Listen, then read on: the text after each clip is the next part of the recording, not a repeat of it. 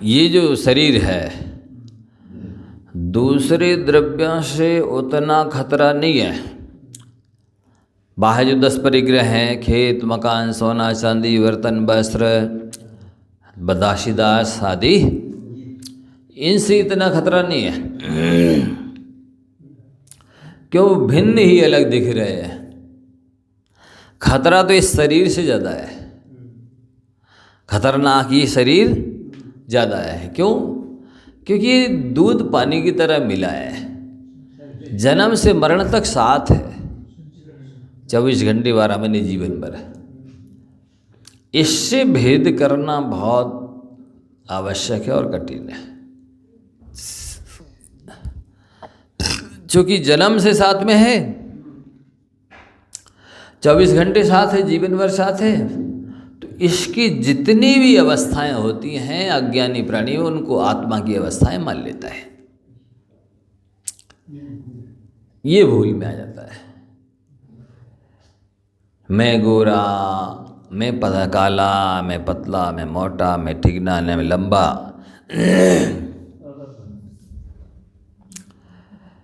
मैं कुरूप, मैं सुंदर, ये सारे जो पुद्गल के 20 गुण हैं वे इसमें सब दिखाई देते हैं।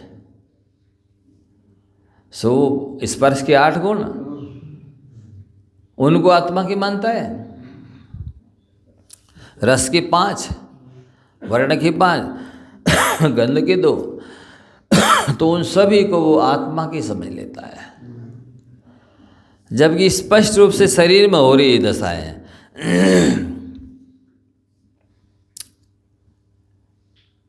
तो ये जीव तत्व की भूल मानी जाती है। जीव का स्वरूप नहीं मालूम है, यही जीव तत्व की भूल है। और अजीब की दशाओं को जीव की मानना ही अजीब तत्व की भूल है। और कोई शंका? इतना क्लियर है? तो उसमें निरुपाधि और सोपाधि, अनुपचरित सद्बुद्ध को कहा था निरुपाधि, उपचरित सद्बुद्ध को कहा सोपाधि। उपाधि का मतलब क्या लिया? कर्म का उदय, उपशम, क्षयपशम, इससे होने वाले जो भी विभाव विकार आत्मा में है वो। अब यहाँ जो दूसरा असद्बुद्ध व्यवहार है उसके भी यही उपचरित और अनुपचरित भेद तो यही है, पर ये असद्बुद्ध है। उसके भी उपचरित अनौपचरित थे, इसके भी उपचरित अनौपचरित है, पर वो सद्बुद्ध था और ये असद्बुद्ध है। तो उसकी पहचान थी निरुपाधि और सोपाधि, और इसकी पहचान है संश्लेष संबंध सहित और संश्लेष संबंध रहित। संश्लेष संबंध को प्राप्त आत्मा के साथ में दूध पानी की तरह मिले हैं, उनको आत्मा के कहना अनुपचरित असद्बुद्ध व्यवहार का विषय है। और जो शरीर से भिन्न है, क्षेत्र वास्तु हिरण स्वर्ण धन धान दासीदास बर्तन वस्त्र हैं, या जितने भी कुटुंब कबीला रिश्तेदार हैं जो भी हैं, उनको अपना कहना वो उपचरित असद्बुद्ध व्यवहार का विषय, क्योंकि वो संश्लेष संबंध को प्राप्त नहीं है, संयोग संबंध को प्राप्त है, और शरीर संश्लेष संबंध को प्राप्त है। तो अब शरीर को आत्मा अपना तो कहते ही हैं लोग, तो ये शरीर मेरा है या अनौपचरित असद्बुद्ध व्यवहार से कह सकते हैं। अनौपचरित असद्बुद्ध व्यवहार से आप शरीर को अपना कह सकते हैं, मिथ्या दृष्टि नहीं होगी। लेकिन एक लाइन की परिभाषा यदि आपको याद नहीं है, श्रद्धा नहीं है, और फिर कहोगे तो मिथ्या दृष्टि हो जाओगे। इतना है एक लाइन का महत्व, एक लाइन की मात्र है ये परिभाषा। संश्लेष संबंध को प्राप्त द्रव्य गुण पर्याय को आत्मा के कहना, ये अनौपचरित असद्बुद्ध व्यवहार का स्वरूप है। इसने इससे कह सकते हैं। तो सम्यक दृष्टि भी कहेगा मेरा शरीर है, और मिथ्या दृष्टि भी कहेगा, लेकिन इसको सम्यक दृष्टि को ये परिभाषा मालूम है और श्रद्धा ने इसके बल पे कह रहा है, और मिथ्या दृष्टि शरीर को ही आत्मा समझ रहा है। ये अंतर हो जाता है। फिर औपचारिक असद्भुत व्यवहार से आप कहते रहिए ये हमारे पिताजी हैं, माताजी हैं, ये हमारे मित्र हैं और ये 10 प्रकार का परिग्रह हमारा है, आप मिथ्यादृष्टि नहीं बनेंगे। लेकिन 99% लोगों को नहीं पता कि ये हमारे हैं कि नहीं है, वो तो अपने ही मान रहा है। और इस वजह से वो संसार बढ़ रहा प्रतिपल। ये 4 परिभाषाएं हुई। इसके आधार से अपन ने जीव तत्व की और अजीव तत्व की भूल को समझा। अब आश्रव तत्व की क्या भूल है? काय वांग मन कर्म होगा शास्त्रभा। मन वचन का काय को योग कहते हैं। और इन्हीं जो योगन की चपलाई ताते हैं आश्रव भाई।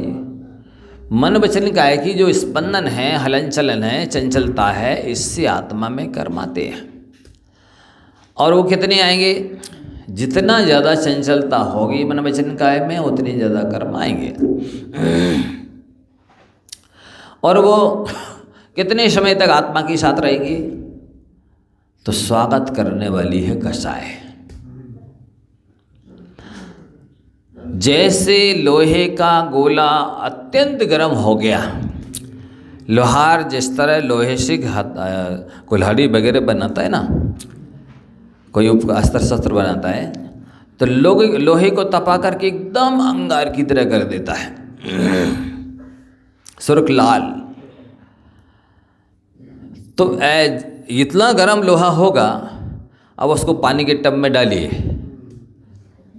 जिस टब में पानी भरा है उसमें उस गोले को डाल दीजिए, पानी को धीरे धीरे खींचेगा। बोलो, जितना ज़्यादा गर्म होगा उतना ज़्यादा पानी खींचेगा और उतना तेजी से खींचेगा। ठीक इसी तरह से अपनी आत्मा कसाय से जितनी ज़्यादा संतप्त होगी, उतनी तेजी से वो कर्मों को खींचेगी, ग्रहण करेगी। और खींचेगी ही नहीं, उतने लंबे समय तक आत्मा को संसार में रोक के रखेगी। और रोक के ही नहीं रखेगी, उतना ज़्यादा दुखी करेगी। तो जैसे समय शास्त्री जी में दृष्टांत दिया है, 2 पहलवान हैं। एक ने शरीर में तेल की मालिश की है और एक का शरीर रूखा है। अब वो दोनों कुश्ती लड़ रहे हैं, अथवा वहाँ पर जो वृक्ष हैं उनका छेदन भेदन कर रहे हैं।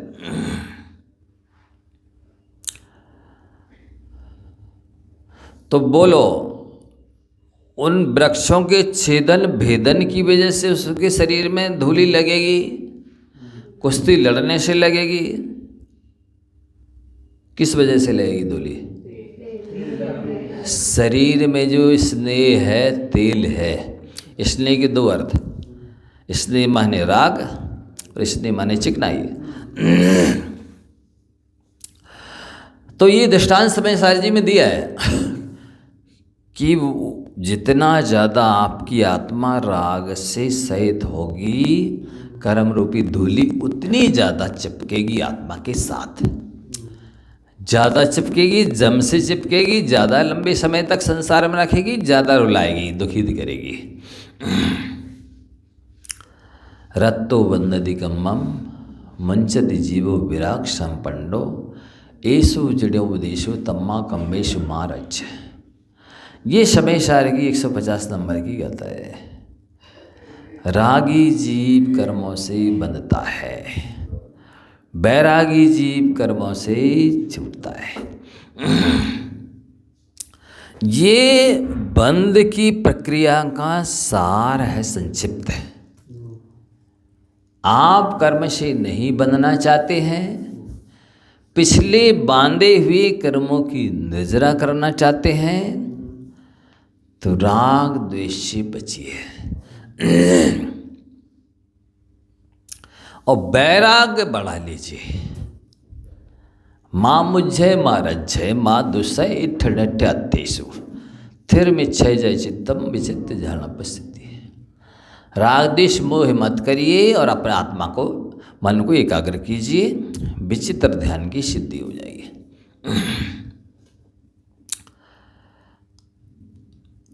तो संसारी रागी और मिथ्या दृष्टि बहिरात्मा जो जीव है वो ये चीज़ नहीं समझता है। आप देखो दुनिया में ऐसा नहीं है कि कोई अच्छे काम नहीं कर रहे लोग। कोई पानी पिलाते गर्मी में, कोई भोजन कराते हैं, कोई ठंडी में वस्त्र कंबल इत्यादि बांटते हैं, कोई गरीबों को पढ़ाते लिखाते हैं, हाँ, और अनेक तरह से हेल्प, मदद, सहयोग, उपकार करते हैं। लेकिन क्या किसी को ये मालूम है कि इसके करने से क्या होगा? क्या मान के करना चाहिए, क्यों करना चाहिए? परोपकार करो पुण्य बंद होगा। मतलब पुण्य तक ही उनकी गति है, सीमित उतने ही वहीं तक उनका सोच है। पुण्य को वो धर्म समझते हैं। पर जैनाचार्य कहते हैं कि पाप और पुण्य दोनों कर्मोदय जन्य अवस्थाएं हैं। आश्रव दुखकार घनेरे बुद्धि बंद तिने निर्वेरे। आश्रव घनेरे दुखकार, बहुत दुख देने वाले हैं, इसलिए ज्ञानी जन आश्रव से बचते हैं। आप तुरंत प्रश्न करेंगे, महाराज जी हम आश्रव से कैसे बच सकते हैं? जबकि पहले गुणस्थान से 10वें गुणस्थान तक आश्रव बंद होना ही है, और आप आश्रव से बचने की बात कर रहे हैं। हम कैसे बच सकते हैं? तो आचार्य कहते हैं, बंधुओं, आश्रव से नहीं बच सकते हो, अशुभ आश्रव से तो बच सकते हो। अभी आपको सर्वथा आश्रव से बचने के लिए नहीं कहा जा रहा है। अभी तो श्रद्धान कराया जा रहा है कि आश्रव भी एक तत्व है जो संसार का कारण है। उस आश्रव शब्द को आप तत्व को समझना है, पहचानना है, श्रद्धान करना है। और श्रद्धान करने के बाद फिर ये समझना है कि आश्रव क्या एक ही प्रकार का होता है या अनेक प्रकार का है? अशुभाश्रव और शुभाश्रव। कुछ लोग समय सार को पढ़ करके कहने लगे हैं आश्रव तो आश्रव है, कर्म तो कर्म है, चाहे पुण्य कर्म हो चाहे पाप कर्म हो, बेड़ी तो बेड़ी है, चाहे लोहे की हो चाहे सोने की हो। अब हम आपसे पूछना चाहते हैं, नाली का पानी है और एक नल का पानी है। पानी तो पानी है, दोनों पी लो। बोलो, नाली का पानी भी पानी है और नल का पानी भी पानी है, दोनों पी लो फिल्टर हो करके। गधे की लीद है और रसगुल्ला गुलाब जामुन है, पुद्गल तो पुद्गल है, दोनों खा लो। हैं? बोलो, पुद्गल है ना? पुद्गल तो पुद्गल है। माता है और पत्नी है, दोनों के साथ एक जैसा व्यवहार कर लो। स्त्री तो स्त्री है। क्या किया जा सकता है ऐसा?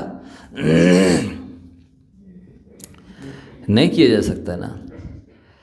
जाति की अपेक्षा एक हो सकते हैं, लेकिन पानी पानी में अंतर होता है, स्त्री स्त्री में अंतर होता है, पत्थर पत्थर में अंतर होता है, गेहूँ गेहूँ में अंतर होता है, घोड़े घोड़े में अंतर होता है, हर चीज़ में, कपड़े कपड़े में अंतर होता है। अंतर ही नहीं, महद अंतर होता है, जमीन आसमान का अंतर होता है।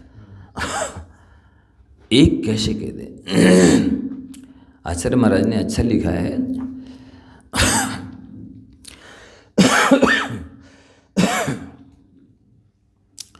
प्रातः में भी लाली होती, सायं में भी लाली है, एक जगाती एक सुलाती, दोनों अंतर वाली है।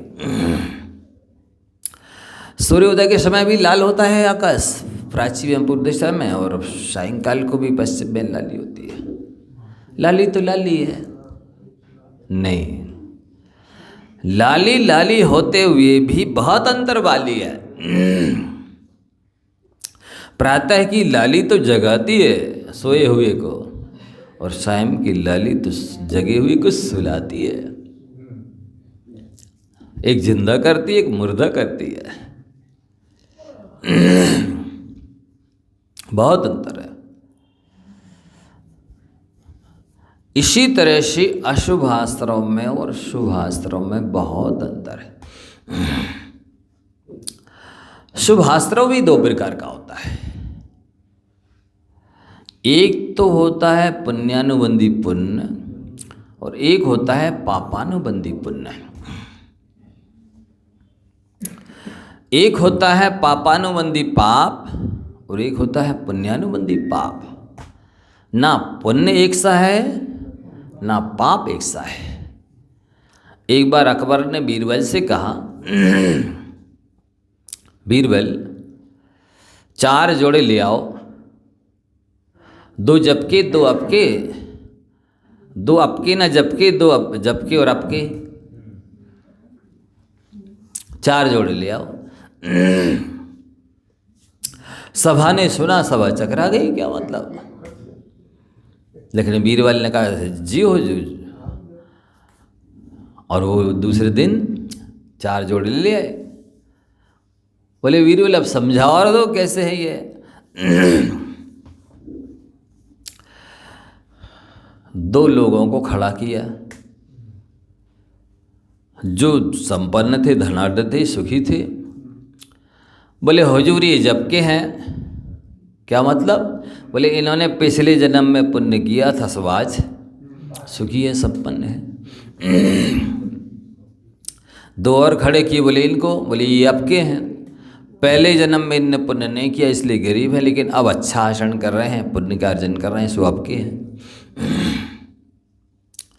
फिर तीसरा जोड़ा खड़ा किया, बोले इनको समझाओ। बोले ये ना जबके हैं ना आपके हैं। पिछले जन्म में भी इनने सत्कृत्य नहीं किए, सो गरीब हैं, और अभी फिर चोरी चमारी कर रहा है, सो आपके भी नहीं है और जबके भी नहीं है। चौथा जोड़ा खड़ा किया, बोले इनको समझाओ। बोले ये जबके भी हैं और आपके भी हैं। पहले पिछले जन्म में भी इनने पुण्य किया, सो संपन्न है, धनाढ्य हैं, और अभी भी खूब दान पूजा इत्यादि अच्छे अच्छे काम करते हैं, सो आपके भी हैं और जबके भी हैं। तो पुण्यानुबंधी पुण्य जिसे अपन शास्त्रीय भाषा में कहते हैं, वो है कि पिछले जन्म में भी पुण्य किया। भरत चक्रवर्ती को ले लीजिए, जबके और आपके। पिछले जन्म में भी तप त्याग किया था, तब तो चक्रवर्ती बने, और चक्रवर्ती ही नहीं, प्रथम तीर्थंकर भगवान ऋषभदेव के बड़े पुत्र, ज्येष्ठ पुत्र। सो जबके और अब भी भरत जी घर में बैरागी, पंचमगढ़ स्थानवर्ती थे वो, देशवर्ती। ये प्रायः करके विस्तृत नहीं है, ये प्रसिद्धि को प्राप्त नहीं है कि भरत चक्रवर्ती अनुवर्ती थे, पंचमगढ़ स्थानवर्ती थे। कौन लोग कहते हैं। भरत चक्रवर्ती तो असंयमी थे। जब वो सम्यक दृष्टि होते हुए भी इतने लंबे समय तक राज्य कर सकते हैं, राज्य में रह सकते हैं। उनकी चरितमुनि कर्म का उदय था, हमारे भी चरितमुनि कर्म का उदय। वो घर में रह रहे थे तो हम भी घर में रह रहे थे। जैसे उन्होंने दीक्षा लेती अंतर्मोद में केवल ज्ञान प्राप्त कर लिया, हम भी कर लेंगे। नहीं, ऐसी तुलना करना स्वयं को छलना है, स्वयं की आत्मा को धोखा देना है। क्यों। पहली बात तो उनका इतिहास देखो। पहले वो अभिराम चक्रवर्ती थे, ये पुत्र थे उनके, अभिरान चक्र है, भरत थे, ये भी थे पिछले जन्मों में। अब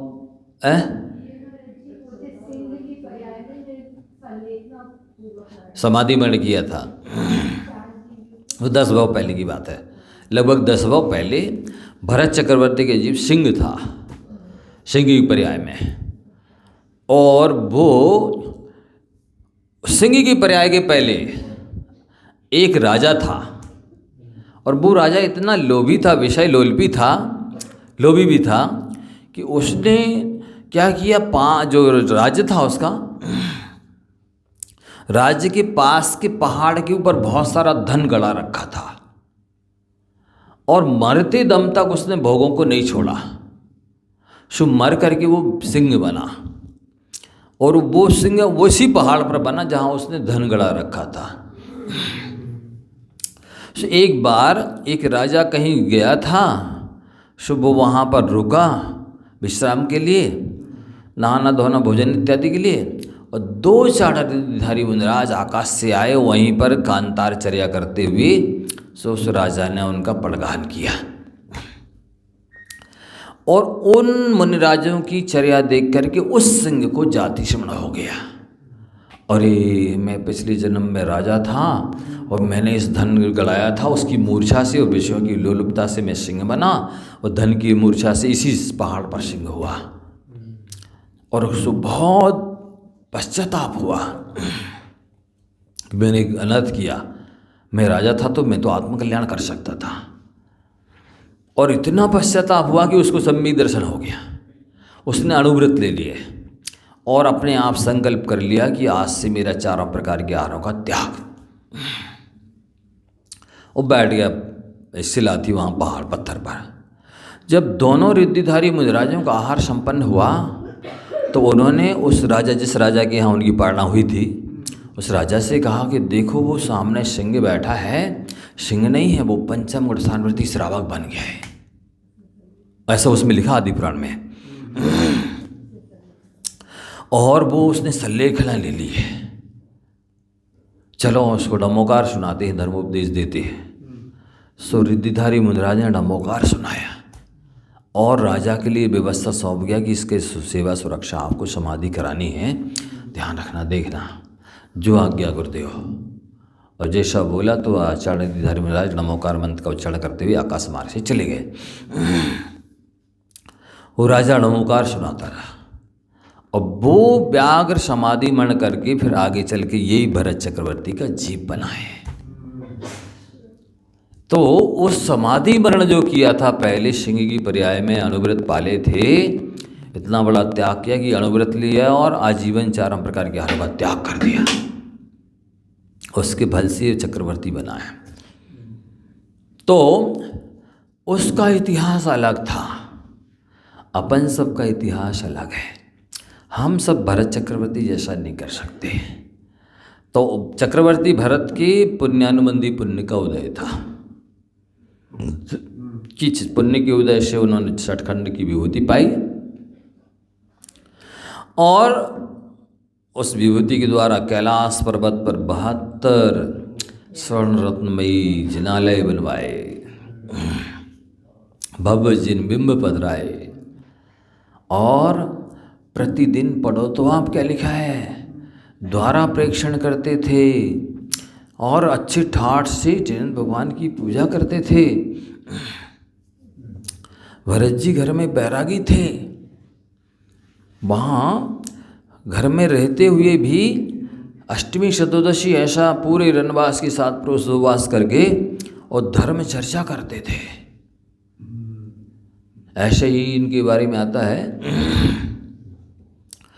अजमेर में सोनी जी, भागचंद जी सोनी, कहते वो इतने धनाढ़ थे कि उनके जूते और को पहनाने वाला और उतारने वाला भी नौकर लगा था। जूते पहनाने वाला और उतारने वाला भी नौकर लगा था। इतने संपन्न थे, लेकिन इतने धार्मिक भी थे कि वो घर से बग्गी पर जाएंगे मंदिर और 100-200 मीटर दूर ही बग्गी छोड़ देंगे और जूते इत्यादि उतार करके नौकरों को भी वापस भेज देंगे। पैदल चिनारल चढ़ करके आते थे और सब कुछ अपने हाथ से नहा धो करके शुद्धि के वस्त्र पहन करके स्वयं कुएं से पानी खींचना, प्राशुक करना, द्रव्य धोना, अभिषेक के लिए पूजा के लिए द्रव्य तैयार करना। कर्मचारी नहीं लगाया था। देव शास्त्र गुरु की भक्ति में अपने सगे हाथों से करूँगा। पैदल चल के उतने दूर से आते थे, मतलब ये बिना देखिए आप बहुमान। आजकल देखो स्थिति लोगों की, 4 व्हीलर से आएंगे, मंदिर के सामने गाड़ी खड़ी करेंगे और जूते चप्पल बिल्कुल लास्ट देहली उतार देंगे वहाँ भगवान की। ये विनय बहुमान है आपका, है? सोचिए, 150 हाथ दूर अशुद्धि की चीज़ें रहना चाहिए। उसी को लैट्रिन बाथरूम में जा रहे हैं पहन के, उसी को आप किचन में जा रहे, कहाँ जा रहे, मंदिर आ रहे हैं। ये विनय नहीं है, बहुमान नहीं है, श्रद्धा भक्ति नहीं है। और जब बड़े करते हैं ना, गार्जियन करेंगे तो छोटे जो हैं बच्चे, बेटे बेटियां सब भी ऐसे ही सीखते हैं। चक्रवर्ती भरत भी कैलाश पर्वत पर जैसे गए, जहाँ से दिखने लगा समोषण, वहीं पर सारा पूरा अपना राजसी ठाट छोड़ दिया, उतार दिया, मोर मुकुट सब, एक सिंपल पुजारी बन करके भगवान के दरबार में पहुँचे। ऐसी श्रद्धा भक्ति विनय भगवान होना चाहिए और सबको सीखना चाहिए ये चीज़। तो पुण्यानुबंधी पुण्य का बंद किया उन्होंने, पिछले पुण्य का दुरुपयोग नहीं किया।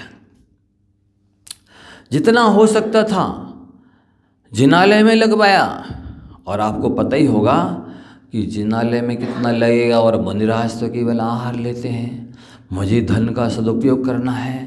तो उसके लिए उन्होंने व्रती श्रावकों को निमंत्रित किया, और जो व्रती थे, चतुर्दशी का दिन था और रास्ते में घास, हरी हरी घास, दूब उगवाती थी। जो उस घास से दूब करके बच कर के आए, उनको व्रती जाना माना सम्मानित किया, ऊपर उठाया, उनको बहुमान दिया, विप्र संज्ञा दी। और जो उसको कुचलते हुए चले आए हरी घास को, उनका संयमी जान के उनका कुछ भी नहीं सम्मान किया। तो देशव्रतियों के लिए उन्होंने खूब सहयोग किया, भोजन पान इत्यादि, जिसको जो चाहिए, जो कमी है। ऐसे ही उन्होंने पुण्यानुबंधी पुण्य का बंद किया। पापानुबंधी पुण्य क्या है? रावण है, पुण्य के उदय से 3 खंड का वैभव पाया, लेकिन पुण्य के उदय में उसने पाप का बंध किया। ये कहलाता है पापानुबंधी पुण्य। अनु माने पीछे से किसे बांध रहा है, वो अनुबंधी कहलाता है। तो पुण्य के उदय में यदि पाप बांध रहा है तो पापानुबंधी पुण्य। पुण्य के उदय में पाप बांधा, और पुण्य के उदय में भरत चक्रवर्ती ने पुण्य बांधा। 2 हो गए। अब तीसरा है